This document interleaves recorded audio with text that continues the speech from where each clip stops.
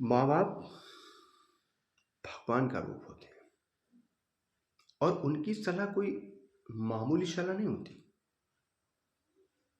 एक बार क्या होता है कि एक लड़के के बहुत सारे दोस्त होते हैं जिनका उसको बहुत घमंड था और उसके पिता का एक ही दोस्त था लेकिन सच्चा था।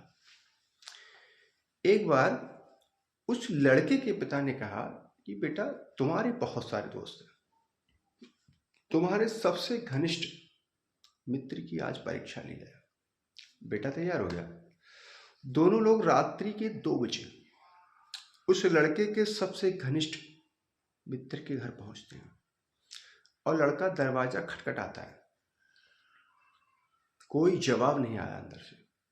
लड़के ने कई बार दरवाजा खटखटाया और अंदर से उसका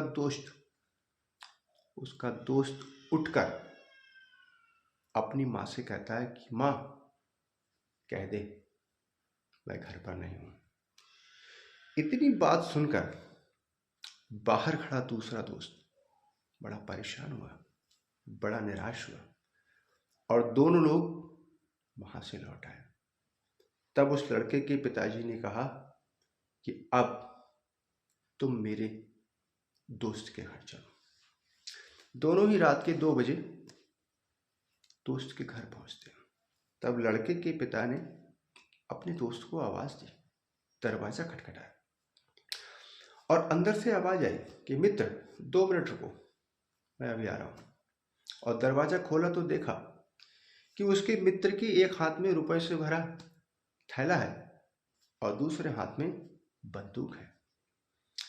तब बाहर खड़े मित्र ने पूछा कि मित्र, ये क्या? तब उस मित्र ने बताया कि मेरा मित्र रात्रि के 2 बजे आया है तो वो जरूर किसी मुसीबत में होगा। उसने कहा कि अगर तुम्हें पैसों की जरूरत है तो ये नोटों से भरा थैला आप ले जाओ, और अगर तुम्हारा किसी से झगड़ा हुआ है तो मैं अभी बंदूक लेके तुम्हारे साथ चलता हूं। तब उस लड़के के पिता ने कहा, ना मेरा किसी से कोई झगड़ा हुआ है और ना मुझे इन पैसों की जरूरत है। मैं अपने बेटे को सिर्फ मित्रता की परिभाषा सिखाने आया था। तब वो लड़का बड़ा शर्मिंदा हुआ और अपने पिताजी के सच्चे दोस्त पर बड़ा गर्व महसूस कर रहा था। तो साथियों, ज्यादा दोस्त होना, ज्यादा दोस्ती करना कोई बड़ी बात नहीं है, लेकिन उन दोस्तों में सच्चा दोस्त होना, वादे का पक्का दोस्त होना, दुख में साथ देना, ये दोस्ती की सबसे बड़ी पहचान है।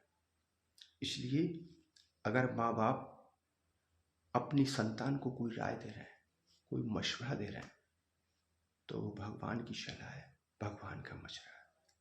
हम उनको गुमराह नहीं कर सकते, हम उनको किसी भी तरीके से बेवकूफ नहीं बना सकते।